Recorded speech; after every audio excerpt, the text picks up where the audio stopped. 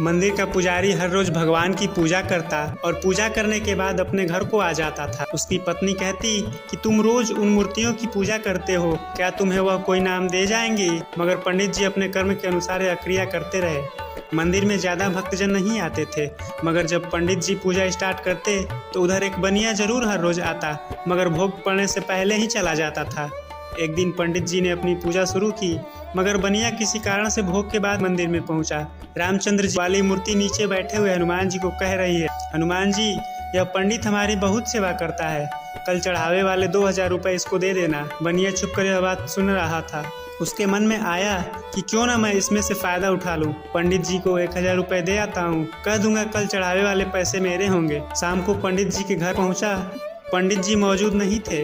दरवाजा खटखटाया। पत्नी ने दरवाजा खोला। उसने कहा, पंडित जी कहीं हवन करवाने के लिए इधर पास में ही गए हुए हैं। बनिए ने जेब से 1000 रुपए पत्नी को देते हुए कहा कि पंडित जी को कहना कि यह मैं 1000 रुपए दे रहा हूँ, कल के चढ़ावे के सारे पैसे मेरे होंगे। अगले दिन पंडित जी ने पूजा की, पूजा करके चले गए।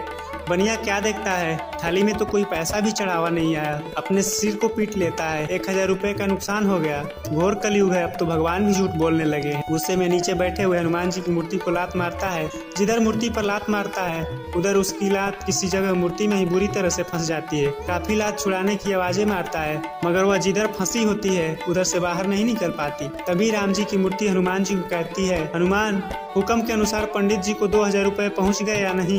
हनुमान जी कहते हैं, भगवान, 1000 रुपए तो यह बनिया कल दे आया था, और जब यह वादा करेगा कि आज 1000 रुपए पंडित जी के घर पर देकर आएगा तभी इसकी लात दर से छूटेगी।